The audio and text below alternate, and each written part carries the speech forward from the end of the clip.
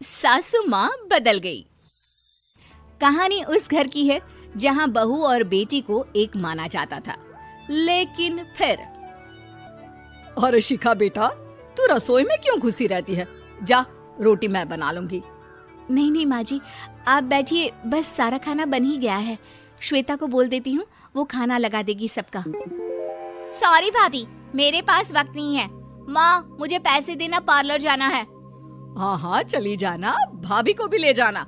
वो भी जाने को बोल रही थी पार्लर, पर पहले ना मदद कर दे उसके खाना लगाने में। देख माँ, वो बहू है, उसे बहू रहने देना, इतना सर पर मत चढ़ा भाभी को। श्वेता, ज्यादा मत बोला कर।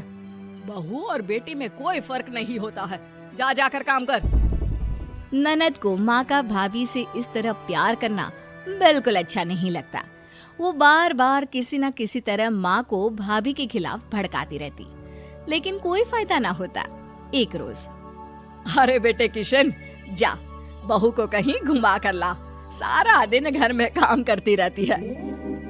हाँ हाँ माँ, हम लोग जा रहे हैं ना गोवा। अच्छा जी, भाभी ने तो हमें बताया भी नहीं। वैसे तो सारी पंचायत करती है, ये गोवा वाली बात क्यों छुपा गई हमसे? अरे क्योंकि उसे खुद नहीं पता था बहन।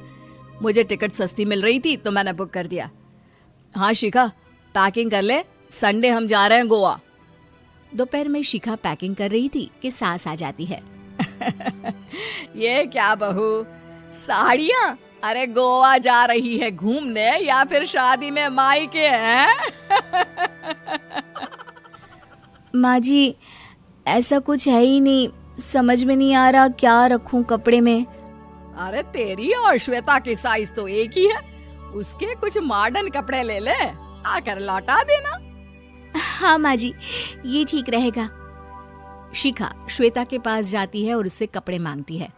ना जी ना, मैं अपने कपड़े ना दूं, वैसे भी फैल जाएंगे मेरे कपड़े, बहुत महंगे वाले हैं। शिखा मुंह लटकाकर कमरे में आ जाती है तो सास कहती है, चल तैयार हो जा, तुझे मैं शॉपिंग करा कर लाती हूँ गोवा की। बस फिर क्या था, सास बहू निकल जाते हैं मार्केट और एक से बढ़कर एक ड्रेस खरीद कर घर आते हैं। पहले बता देती कि नए कपड़े दिलाने वाली है भाभी को, तो मैं अपने ही दे देती ना भाभी को, मुझे दिला देती नए कपड़े। देख श्वेता, परिवार का मतलब सबके साथ रहना होता है, ना कि सिर्फ अपना सोचना। वैसे भी तुझे अच्छे संस्कार सीखने चाहिए। और रही बात कपड़ों की, तो शिखा, आज से घर पर भी तू मॉडर्न कपड़े ही पहनेगी। कोई जरूरत नहीं है ये साड़ी वाड़ी लपेटने की। अब क्या था, घर पर श्वेता और शिखा एक जैसे रहते। एक बार पड़ोसन आती है। अरे बेटा, अपनी माँ को तो बुलाना जरा, बात करनी है। शिखा सास को बताती है और रसोई में चली जाती है। ये आपकी बेटी बहुत बड़ी हो गई है, इसके लिए एक रिश्ता है, कहो तो बता दूं। ये बेटी नहीं बहू है, घर में सब एक जैसा ही रहता है। वैसे मेरी बेटी भी बड़ी हो गई है, कोई रिश्ता हो तो जरूर बताना। पड़ोसन रिश्ता लेकर उन लोगों के घर आती है। तब श्वेता की होने वाली सास कहती है, तो ये घर है, कितने मंजिल का है? और ये बहू ने आपकी क्या पहन रखा है, जीन्स टॉप? अरे भाई, साड़ी वाड़ी नहीं है क्या इसके पास? देखिए, सर्दी है तो साड़ी में बहू कैसे मैनेज करती, वैसे पहनती है साड़ी भी। देखिए, हम लोग ठहरे पैसे वाले लोग, कोई कमी नहीं है हम लोगों के पास पैसों की, बहुत पैसे हैं, जमीन, नौकर चाकर, कार, सब कुछ है, लेकिन घर में संस्कारी बहू चाहिए। समझ रही हैं ना आप? सास कुछ कहती कि श्वेता बोल पड़ती है, हाय रे, नौकर चाकर से लेकर जमीन, कार, पैसा, हाँ हाँ मुझे रिश्ता मंजूर है मुझे। अरे रुक जा श्वेता, मैं बात कर रही हूँ ना। देखिए, हम लोगों के घर इतनी आजादी नहीं मिलेगी। अरे हाँ कर देना माँ, हाँ कर दे जल्दी से। सास क्या करती, बेटी की शादी ऐसे घर में कर देती है जहाँ ना उनके विचार मिलते हैं और ना ही आचार। शादी के बाद एक रोज फोन पर, श्वेता बेटा, एक बार घर आ जा, बहुत दिल करता है तुझे देखने का। माँ, वो घर पर बहुत काम होता है, कैसे आऊँ? बड़ा घर है, लेकिन आने जाने वालों की लाइन ही लगी रहती है। बेटा मैं तो जानती थी उस घर का हाल, लेकिन तू ही नहीं मान रही थी। माँ देख, हर घर का यही हाल है। तेरी बेटी को यहाँ घूंघट हटाने की परमिशन नहीं है और एक तरफ भाभी स्कर्ट पहनकर घूम रही है। बेटा मुझे क्या पता था कि मेरी बेटी को ससुराल के नाम पर पिंजरा मिल जाएगा। अच्छा माँ, फोन रखती हूँ, सास को गर्मा गर्म रोटी खिलानी है। तुम लोगों की तरह नहीं कि एक रोटी बनाओ, एक सब्जी बनाओ, फिर सारा दिन फ्री होकर घूमो। सास फोन तो रख देती है, लेकिन सोच में पड़ जाती है कि एक तरफ बेटी जिसे कोई आजादी नहीं, वहीं दूसरी तरफ बहू जिसे देखकर लगता ही नहीं कि उसकी शादी भी हुई है। अगले रोज। शिखा, अरे ओ शिखा। हाँ माँ, क्या हुआ? कुछ चाहिए आपको? मैं जिम जा रही थी।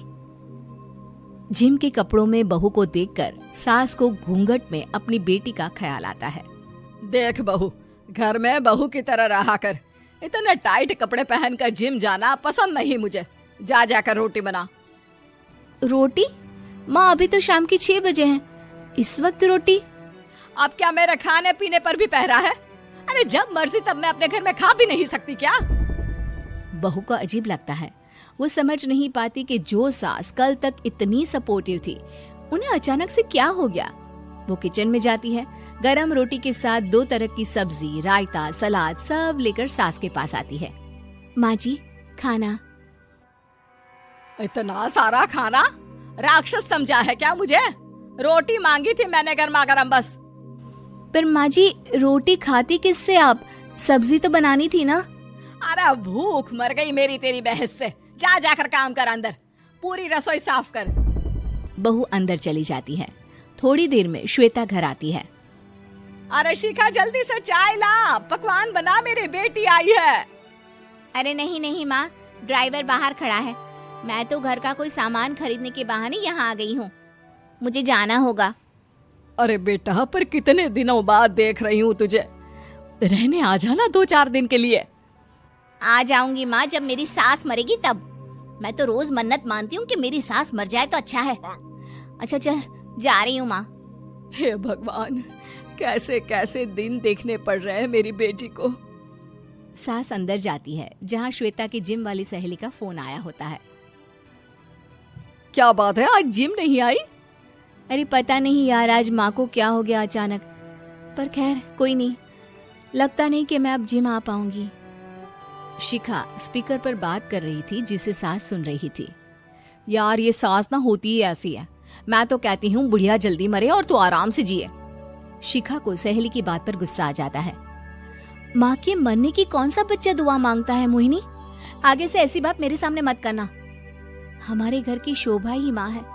क्या हुआ जो थोड़ी सख्ती दिखा रही है? उसमें भी कोई ना कोई उनकी भलाई ही होगी।